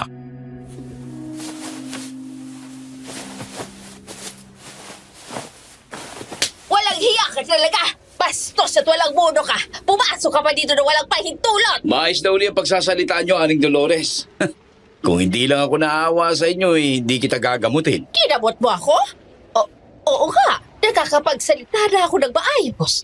Yun lang pala ang gamot sa naninigas kong dila. Oo nga, inay. Magaling ka na. Ibig sabihin ay magaling talagang albularyo si Gardo. Baka naman pwede mong tingnan ng kapatid kong si Cecilia. Kasi hanggang ngayon ay hindi pa siya nagigising. Yun mismo ang dahilan kaya ako naririto, Vivian. para makita ko kung ano ang nangyari sa kapatid mo. Nasaan ba siya? Naroon siya sa kanyang kwarto.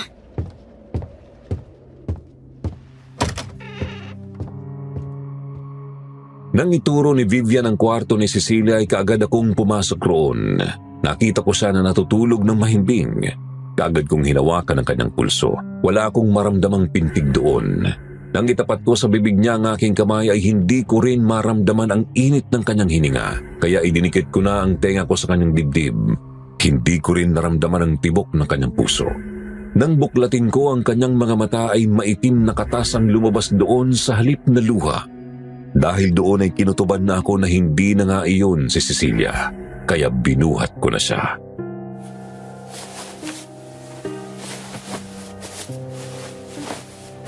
Bakit mo binuhat ang kapatid ko, Gardo? Saan mo siya dadalhin? Wag mo kong pigilan kung gusto mong malaman kung ano ang nangyari sa kapatid mo. Tumabi ka dyan. Pabayaan mo na siya, Vivian. Sumunod na lang tayo. Ikaw talaga, Gardo, ha? Kung puro kalokohan na naman to, tsak na malalagot ka sa akin. Yan ka na naman eh. Baka gusto mong matikman na naman ang kamao ni Neneng. Umalis ka dyan sa pintuan. Wala na tayong oras. Sinabi na huwag niyo na siya pigilan. Isipin niyo ang kalagayan ni Cecilia. Sumunod na lang tayo.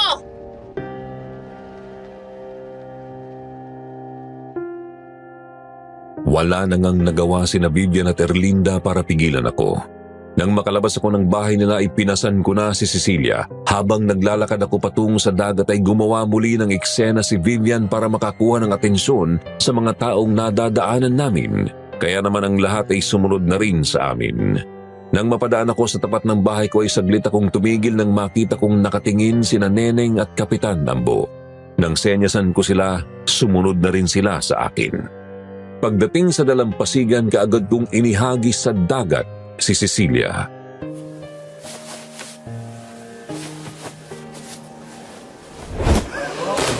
Baliw ka talaga, Gardo!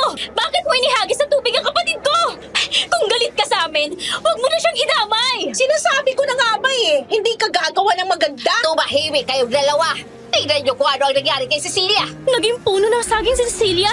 Ibig sabihin ay Diyos ko, kung puno yan ng saging, nasaan ang kapatid ko? Kinuha siya ng aswang. Kinuha siyang bihag.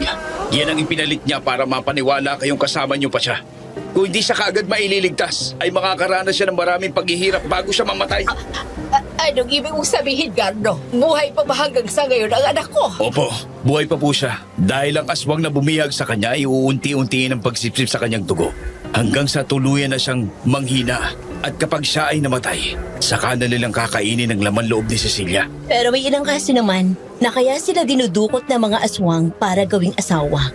Para silang magsilang ng mga susunod na lahi ng aswang. Alinman sa dalawang layunin ng aswang na kubuha sa kanya, ay delikado pa rin ang kanyang kalagayan. Dahil kapag naging asawa siya ng aswang, magiging aswang na din siya. At mawawala na ang dati niyang pag-iisip. Hindi na niya kayo makikilala. Nagkawawa akong anak. Nasaan ka na ba, Cecilia? Sino walang pusong aswang ang kumuha sa'yo? Makikita din natin siya, Inay. Huwag na kayong umiyak.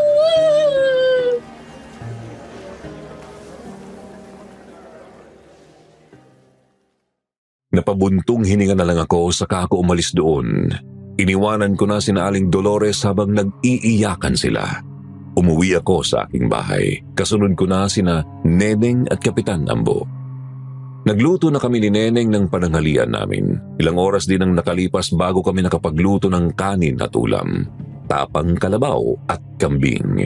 Kaya naman sabay-sabay na kaming kumain.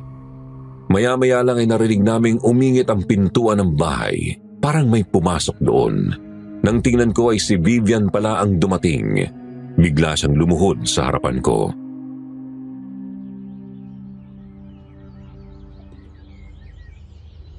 Gardo, alam kong marami na kaming kasalanang nagawa sa'yo. Alam ko rin na sa gagawin kong ito ay maaaring tanggihan mo ko. Pero wala na akong ibang malalapitan para hinga ng tulong. Vivian, tumayo ka dyan. Hindi mo kailangan naglumuhod sa akin. Nagmamakaawa ko sa'yo, Gardo. Tulungan mo kami. Hanapin mo naman ang kapatid kong si Cecilia. Kahit anong kabayaran ang gusto mo, ibibigay ko. Sa dami ng mga naglipa ng aswang sa bayang to, hindi natin basta malalaman kung sino ang kumuha sa kapatid mo. Gardo, kahit magpakasal ako sa'yo, gagawin ko. Basta may ligtas lang ang aking kapatid. Tulungan mo lang kami. Sige na, Vivian. Gagawin ko ang makakaya ko para hanapin si Cecilia. Kaya tumayo ka na dyan. Umuwi ka na sa inyo at magpahinga ka. Maraming salamat, Gardo. Tutuparin ko ang aking pangako sa'yo.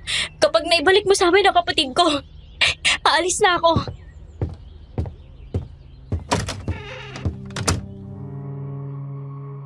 Nang lumabas ng bahay si Vivian ay tinanaw ko pa siya hanggang sa makalabas ng aking bakuran, kaya isinara ko na ang pintuan ng aking bahay. Muli akong bumalik sa lamesa at itinuloy ko ang aking pagkain. Napapansin ko na madalas akong tinitingnan ni Neneng. Kapag mapapatingin ako sa kanya, makikita kong iirapan niya ako saka sa bubuntong hininga.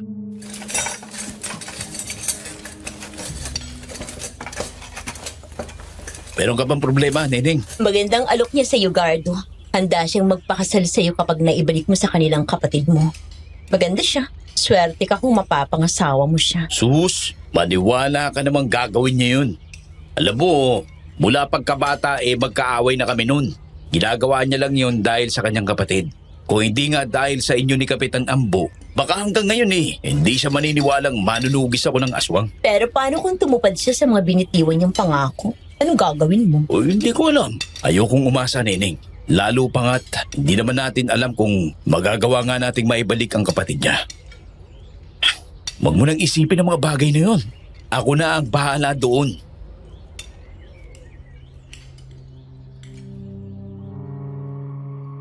Nang gabing yon, habang naghahanda kami ng aming mga gamit ay nakarinig kami ng sunod-sunod na alulong ng aso. Kasunod nyon ay kalansing ng mga lata na isinabit ko sa bakod sa paligid ng aking bakuran. Kaya natiyak kong mayroong mga pumasok doon at nararamdaman ko ang mga yabag sa paligid ng aking bahay. Kaya naman sumilip kami sa mga butas ng dingding para makita ang mga pumasok na kalaban. Nang matiyak ko na mga aswang yun, dinampot ko ang itak na nakalagay sa bayna, itinali sa aking bewang, kinuha ko na rin ang aking mga pana at mga palaso. Umanda kayo. Sa tingin ko ay hindi na natin kailangang hanapin dahil sila na ang lumapit ngayon para patayin ako. Oo nga, nandito na nga sila sa paligid ng bahay mo. Sa wakas ay makakaganti na rin ako sa kanila. Sakto lang pala na dinala ko ang aking shotgun dahil makapatay lang ako ng isang aswang. Parang naiganti ko na rin ang aking anak na si Emil. Pero huwag kayong mag-alala. Puno ng bitag ang paligid ng aking bahay. Sadya ko yung inihanda para sa ganitong pagkakataon. Anong bitag ang sinasabi mo, Gardo? Nasaan ang mga bitag? Nasa ibabaw ng mga puno nasa paligid ng bahay ko. Iyan ang mga lubid na siyang magpapakawala sa mga bitag. Tuso ka talaga, Gardo. Kaya dapat ka lang talagang katakutan ng mga aswang. Alam ko kung saan ka nakapwesto! Yari ka ngayon sa bitag ko! Diyan sa labas ng bahay! Neneng, hilahin mo ang lubid na yan para magliparan ng mga sibat na inilagay ko sa puno. Sige, tingnan mo kung masasapul sila ng mga sibat mo. Humanda kayong lahat! Sa pool sila nagsibat. Dito naman sa kabilang bahagi ng bahay ko, meron din diyang mga bitag na inilagay ko sa mga puno.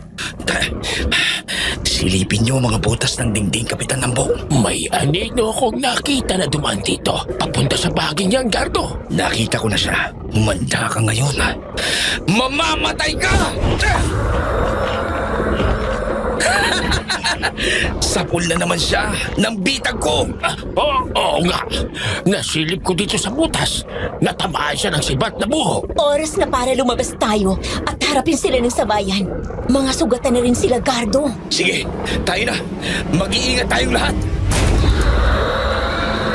Sa pintuan sa kusina, lumabas si Neneng. Ako naman ay sa harapang pintuan dumaan. Sumunod sa akin si Kapitan Ambo. Nakita ko na nakabitin ng isang aswang sa ibabaw ng puno dahil nabitag ng silo na inilagay ko doon. Hindi na siya makawala dahil sobrang higpit na ng lubid na nakatali sa paa niya kaya nakapatiwarik siya sa amin. Nakita rin siya ni Kapitan Ambo kaya kaagad siyang pinaputukan ng shotgun. Patay na siya, Kapitan Ambo. Para yun sa aking anak na si Emil. Ang susunod naman ay para sa mga taong naging biktima nila. Meron pang dalawa doon na natamaan ng mga bitag na sibat. Meron na sila mga tama at hindi na makakawala pa doon. Kayo na ang bahala sa kanila, Kapitan. Haharapin ko naman ang mga ito. Sige, ako nang bahala sa mga ito. Bibistayin ko sila ng bala. Alam ko na ako ang pakay ninyo. Alam ko na inutusan kayo ng taong paniki para patayin ako. Hindi na ako nagtataka roon. Maganda nga ito eh. Hindi na ako mahihirapang hanapin kayo. Kayo na ang lumapit sa akin!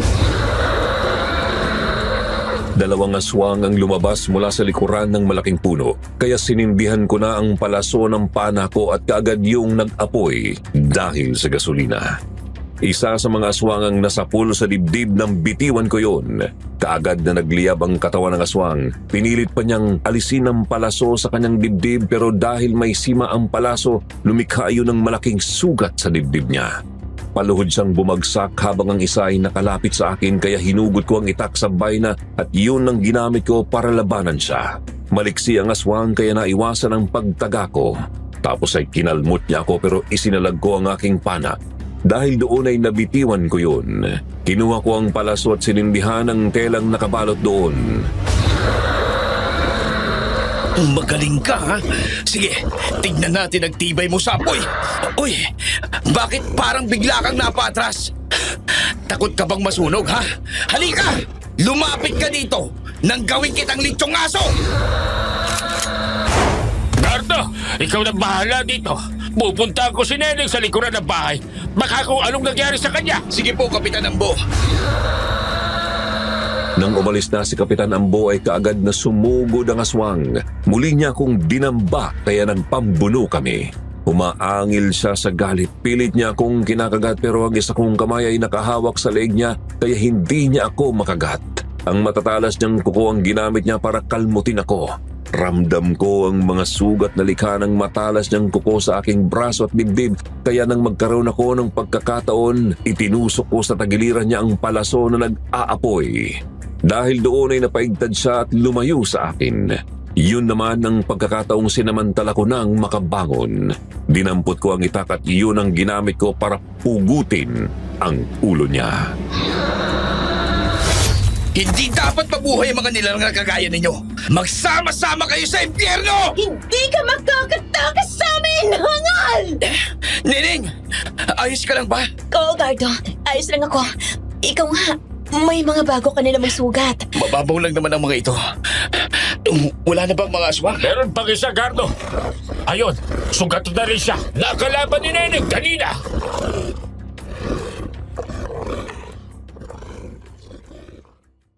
Nang makita ko ang sugatang aswang na itinuro ni Kapitan Ambo ay kaagad ko iyong nilapitan. Nagmakaawa yun sa akin na huwag ko siyang patayin. Pumayag naman ako pero sa isang kondisyon, ituturo niya sa akin ang kanilang kuta. Sumang-ayon naman ang aswang kaya nagtapat siya sa akin. Sinabi ang lugar kung saan sila nagtatago kasama ang taong paniki na kanilang pinuno. Matapos niyon ay pinabayaan ko na siyang makaalis. Kaso nga lang ay hindi na siya nakalayo. Bumubula ang bibig niya nang bumagsak at namatay.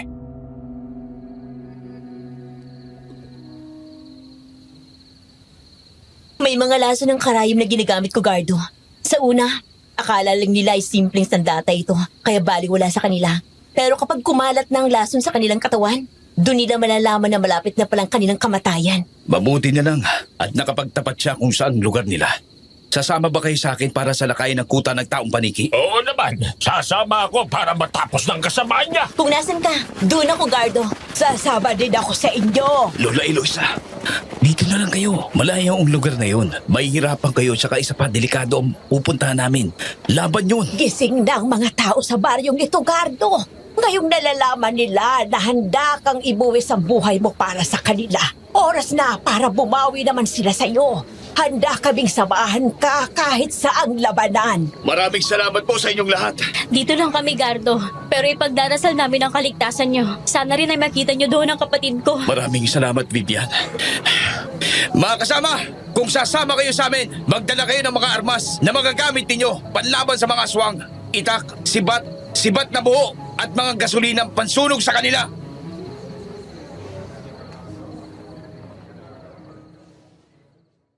Nang papunta na kami sa lugar ng taong paniki ay nadaanan namin ang lugar ni na paring Ricardo na nagbabantay din sa kanilang lugar ng gabing yun. Nang malaman nila ang aming plano ay sumama rin sila sa amin kaya naman mas lalo kaming dumami. Ang kuta pala ng mga aswang ay sa gitna ng kakahuyang nasa pagitan ng baryo ni na paring Ricardo at Kapitan Ambo. Isang pulo iyon ng 10 magkakatabing bahay. Papalapit pa lang kami sa lugar na bulabog na ang mga malalaking aso na alaga ng mga aswang na nasa kakahuyan. Umalulong ang mga iyon at nagbigay ng hudyat sa mga naroon. Alam na ng mga aswang na narito tayo. Kaya kailangan mag-ingat kayong lahat. Malaki ang tsansa nating manalo dahil papasikat na ang araw, Gardo. Kaya makipagsasapalaran na tayo. Mabakbakan ko na ang mga asong ito. Napapaligiran tayo ng mga kalaban! Kumalam kayo! Patayin silang lahat! Mga kasama! Pagkakataon na natin ito. Nakita na natin ang kuta nila. Kaya huwag na tayo mag-aksaya ng oras. Tapusin ang mga salot! Sige! Laban na! Iganti natin ang mga mahal natin sa buhay na pinatay ng mga salot dito! Ang 4 na grupo tayo. Sumama ang iba sa akin! Yung iba kina Ricardo at Neneng! Sige, Kapitan! Tayo na mga kasama! Tapusin na natin ang mga kasama nila! Nang magkaharap ang grupo namin at ang grupo ng mga aswang ay nagkagulo na. Naging madugo ang labanan, kagaya ng mga itinuro ko sa aking mga kasama habang papunta kami roon, apoy lang ang labis na kinatatakutan ng mga aswang. Kaya gumawa na sila ng mga gasera na gasolinang laman. Kapag sinindihan at ibinato sa mga aswang para iyong granada kapag sumabog. Nag-aapoy ang bawat aswang na tamaan yun. Dahil sa pagkalat ng apoy, nasunog na rin ang mga bahay doon.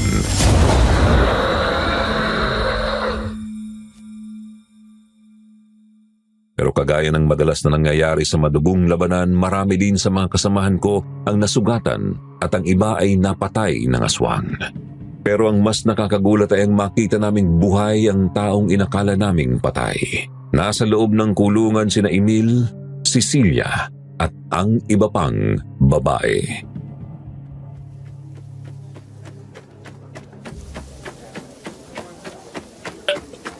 Emil! Buhay ka, anak! Itay, opo, buhay ako. Dinukot ako ng mga aswang sa utos ni Renalyn. Anak siya ni Mang Ernesto, ang taong paniki na pinuno ng mga aswang. Kung ganon, sino ang bangkay na nakita namin sa kakahuyan? Bangkay yun ng isang kasama nilang aswang na napatay ko kasi lumaban ako sa kanila bago nila ako nahuli. Mabuti naman. At nandito rin pala si Cecilia. Oo, kasi nang mamatay ang asawa ni Mang Ernesto, gusto niya na si Cecilia ang maging asawa niya para daw magpatuloy ng lahi ng mga aswang. Ligtas na kayo ngayon. Nandito na mga taong baryo. Sige na, Kapitan Ambo. Tumakas na kayo. Isama mo na sila at hahanapin ko pa ang taong paniki.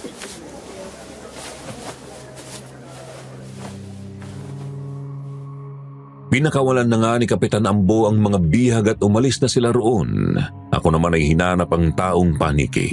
Hindi nagtagal ay nakita ko nga siya na nasa ere na kasama ang mga alaga niyang malalaking paniki. Nang nakatayo na ako at hinahamon ng taong paniki, tumayo sa aking tabi si Lola Eloisa. Nagulat ako nang makita siya. Lola Eloisa, ano ginagawa niyo dito? Harapin mo ang taong paniki. Ipaubaya mo na sa akin ang mga alaga niya. Ako nang bahala sa kanila. Jack, na mamamatay sila sa mga alaga akong kulisap. Napakarami nitong tinala ko. Lola Eloisa, anong magagawa ng kulisap sa paniki? Kinakain lang ng mga iyan. Matatalo lang kayo, Lola. Yun nga ang paraan ko. Pakainin sila ng kulisap na may taglay na lason. Panuunin mo lang. Ayan na, naglalaban na sila at ang mga kulisap ko. Kaya kumilos ka na rin. Habulin mo na ang taong paniki. Nang makita ko na isa-isa na ngang bumagsak ang mga paniki na kumain ng makamandag na kulisap at namatay, ay pinaulanan ko na ng pana ang taong paniki. Mabilis siyang lumipad kaya hindi ko siya natamaan. Nang sugurin niya ako ay gumulong ako sa lupa kaya hindi rin niya ako nadagit. Muli ko siyang pinana pero sablay ulit. Sa ikalawang pagkakataon na dinagit niya ako ay nahawakan niya ang aking jacket. Inilipad ako sa ere. Ngayon, nandito na tayo sa ere. Wala ka lang magagawa pa. Uunti-untiin ko ang Pamantayan mo! Ikaw ang mamamatay ngayon, Hangal! Lola Eloisa! Ngayon na! Mga makamandag na kulisap, salakayin niyo ang taong paniki. Lulugan niyo ang aking apo. Wala makakatulong sa'yo dito. Tatapusin na kita! Yan ang akala mo! Ayan na sila, Hangal!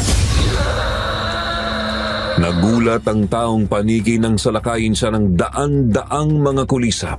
Pumasok ang mga iyon sa lahat ng butas ng kanyang katawan. Sa kalituhan ng taong paniki ay hindi na alam ang gagawin ay binitiwan ako. Kaya pagbagsak ko sa lupa ay halos mawalan na ako ng ulirat. Nang makita ni Neneng ang nangyayari sa taong paniki ay kinuha niya ang nabitiwan kong pana at palaso. Siya ang pumana doon at nasapul sa dibdib. Nang bumagsak sa lupa ang taong paniki ay sinugod na siya ng mga taong baryo. Pinatay siya at sinunog.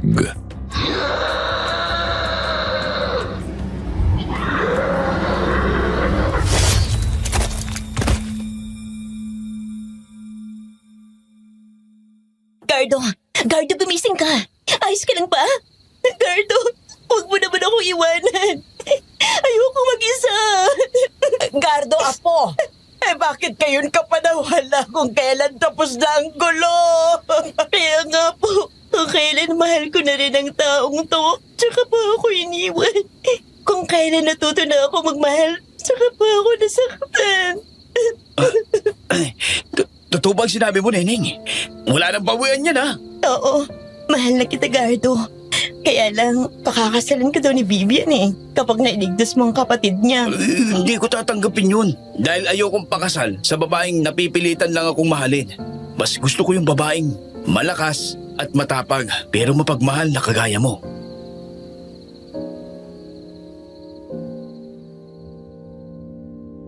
Matapos ang mga pangyayaring yun, ilang buwan lang ay nagpakasal na kami ni Neneng. Pero kagaya pa din ng dati kapag may humihingi ng tulong sa amin, aming tinutulungan. Lalo na kung ang problema tungkol sa aswang. At yan po ang kwento ng aking buhay at pag-ibig, Sir Jupiter. Sana po ay naibigan nyo ito at mailabas sa inyong channel. Maraming salamat po.